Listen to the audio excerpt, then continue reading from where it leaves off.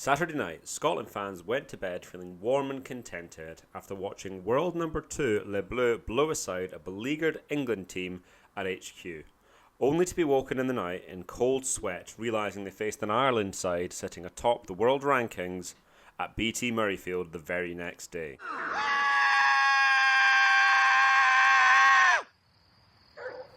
Hello ladies and gentlemen, and welcome to the Boxing, Weights and Rugby YouTube channel. Let's talk rugby.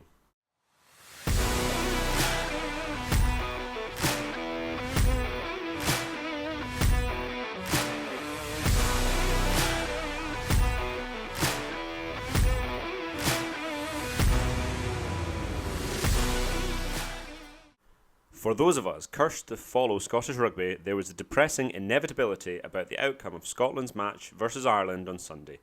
A brave and valiant effort that would ultimately fall apart and lead to a comfortable Irish victory.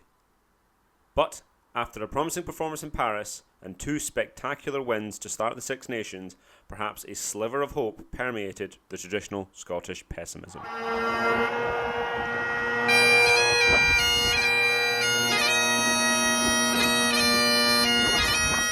The day started with a display to warm the heart and soul as our very own Stuart Hogg was paraded before a packed-out BT Murrayfield.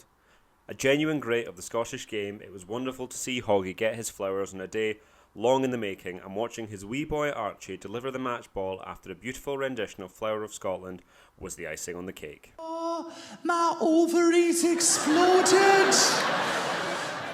Oh, my poor exploding ovaries have done...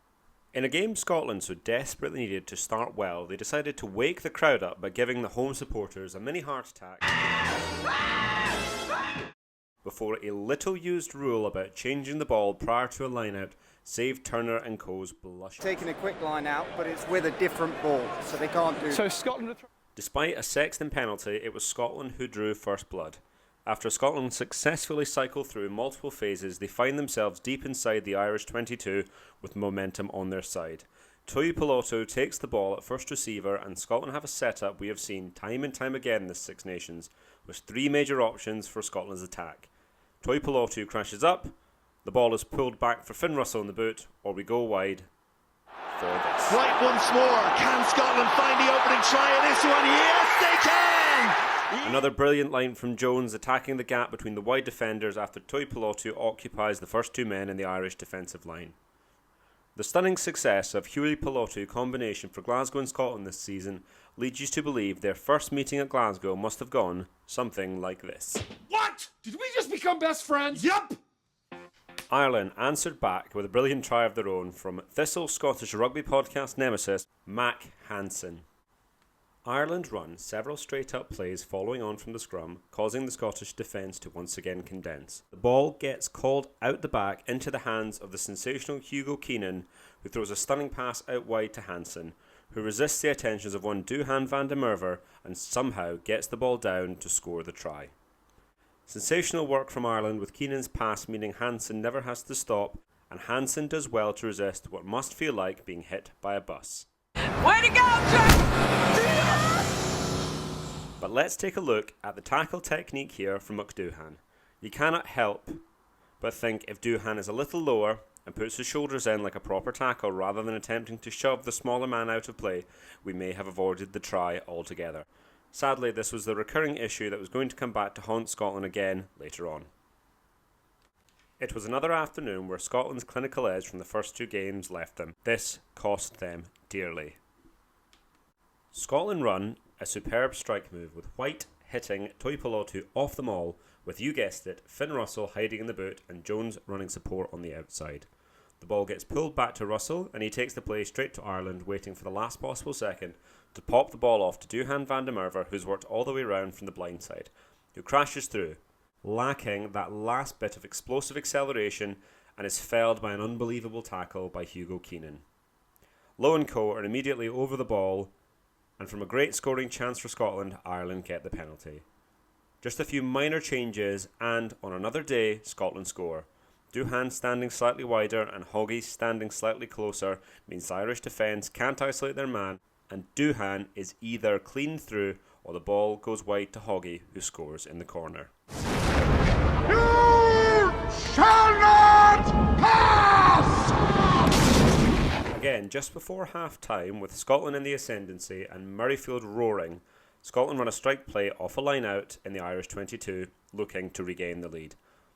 Clean ball from the line-out dropped down to Matt Ferguson, who tips it off to Tuipulotu. At the last second, Tuipulotu decides to crash it up rather than slip the ball into Jones's hand, as was initially planned, which leaves Scotland scrambling. Forwards coming to rescue the situation, but from there's just basic executional errors that cost Scotland, as Ben White's pass goes just behind Russell and beyond the folding Scottish pack, leaving just Turner and Hogg in close proximity. Turner's pass to Hogg is fractionally too slow, and Hogg is stopped in his tracks. However, he offloads to reinvigorating the Scottish attack, but the ball falls to Turner rather than the lingering Duhan van der Merwe, and those crucial seconds have meant the Irish defence can get round and the chance is gone. Despite an excellent first half, Scotland go into half-time a point down, but with a sense they are firmly in this test match. Sadly, this was as good as it got for the boys in blue, and Ireland came out for the second half with a very different energy. Stay here. I'm in charge. Do you feel in charge? Two major problems presented themselves in the second half that led to Scotland's downfall. Firstly, McDoohan had one of those games where he could do no right. Secondly, at 53 minutes, Gregor Townsend decides to take off both of Scotland's props. And despite the fact that Ireland had more walking wounded than an episode of The Walking Dead, it was Ireland's replacements that came up trumps. Firstly, 35-year-old Cian Healy, who is playing his first ever game at hooker, milks the penalty from Scotland's new front row at scrum time. This gives Ireland an attacking line-out, and even with flanker Van der Fleer throwing in, the ball is fast and clean for Ireland. Jamison Gibson Park targets Scotland's attacking behemoth with a perfectly weighted box kick, but the fact that Duhan doesn't even attempt to challenge for this is criminal, and Hansen takes full advantage, meaning Ireland are now right on top of Scotland with super quick ball. Scotland give away the penalty advantage, but Ireland's patient work through the phases before a brilliant bit of quick thinking and feet from James Lowe means he can nip past Kyle Steyn and score the try. From a great attacking position, it goes scrum, line out, kick and try, and suddenly Scotland have a mountain to climb. I am in incredible pain. The final nail in the coffin comes just a few minutes later as Ireland press home their momentum. Scotland fail to slow the ball down, and as Ireland work out wide first and then back inside, this once again causes the Scotland defence to narrow. This leaves a 4-on-3 overlap on the outside, and Hansen's little step freezes the Scotland's defence before a missed pass out to Conan, who blows past the scrambling Van der Merwe to score in the corner, and the game is out of sight. After crabbing in too narrow, McDoohan's tackling technique on the cover once again leaves a lot to be desired. It was one of those days for one of Scotland's leading lights, but the magic he brings to Scotland's side is worth the occasional defensive mistakes that can be worked on. Taking on Stockdale, around Stockdale, no doubt about it. Hey, one last thing. And I want everyone's eyes on me when I say this. Look at me.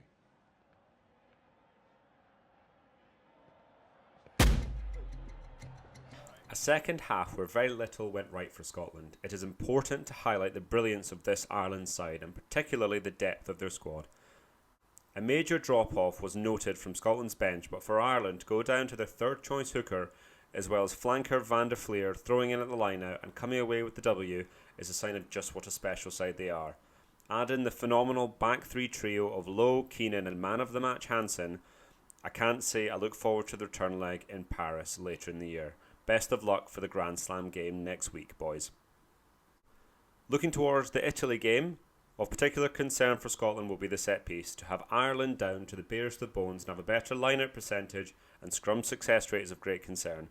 Losing Richie Gray early on, as well as the suspended Grant Gilchrist, won't have helped.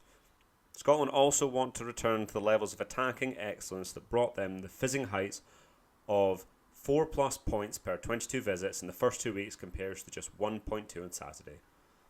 Some of this can be attributed to playing the two best teams in the world back to back, but basic executional errors have cost us multiple tries. Positive for Scotland is the continuing success of the Finn Russell-Huey Pilotu axis. Matt Fagerson continues to be underappreciated and having a great championships, and Jamie Ritchie has upped his game since becoming captain. Pierre Schoeman is in contention for the team of the tournament, and Kyle Steyn has been excellent in Darcy Graham's stead in both attack and defence. The Azzurri themselves are flattered to deceive this championships, having played really well in the games you thought they had no chance in, and disappointing in games you thought they could really target. Missing key magic man Capuzzo, they still have a team bursting with potential.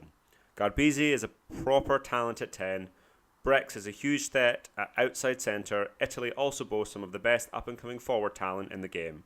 Inspirational captain Michele Lamaro now has the likes of Fuschetti, Negri and Cannoni around him, as well as lock forward Federico Rosa, who has quietly gone about being one of the best forwards in the championships, leading the Six Nations in lineouts won by a country mile. As for Scotland, another major point of concern is the loss of their own inspirational talisman, with both Hogg and Finn Russell limping off in the second half and officially being out of the game at the weekend. Blair Kinghorn is a great substitute, as is Ollie Smith at 15, but with Hastings out injured, it looks like former Ulsterman Ben Healy could be handed his Scotland bow. Richie Gray has also picked up a knock and is a concern for the game at the weekend, meaning Scotland could be missing the first choice second row from the start of the championships. It looks like it'll be between Scott Cummings and Sam Skinner to partner Johnny Gray for the last game of the Six Nations. From a very settled side, Scotland's back row is also an interesting area, with the likes of Darge and Hamish Watson now fit again. Which combination will Gregor Townsend go for? The biggest problem is the lack of depth Scotland have up front. With Schoeman having a superb championship and Xander Fagerson as steady as ever, it was a real concern to see the level of drop-off Scotland suffered when they made the changes. Newly Edinburgh-bound prop Javan Sebastian could be an option off the bench if Scotland are looking to build depth, and it remains between Jamie Batty and former Lion Rory Sutherland on the bench, with Ollie Kebble seemingly out of favour. Going into this year's Six Nations, the math for Scotland's success was simple. 0 wins was unthinkable, 1 win was a disaster, 2 wins was acceptable and the likely target, 3 wins was a roaring success, and anything more was the stuff of dreams and legends. 2 from 4 and some terrific performances down. Despite a poor showing in the second half versus Ireland, it's been a great championship so far for the Scotland side, and I expect them to continue this on Saturday. My official prediction for this weekend's game is Scotland by 15. Let's go! Let's go! Let's go! I'm ready! Thank you for watching, ladies and gentlemen. Please don't forget to like, comment and subscribe, and let us know in the comment section what sport you are here for. Drop a B for boxing, a W for weightlifting and an R for rugby. And finally, it didn't end the way he wanted, but what an achievement it is to reach 100 cats for Scotland's own Stuart Hogg. Now I had the time of my life. No, I never felt like this before. Yes, I swear it's a truth, and I owe it all to you. 'Cause I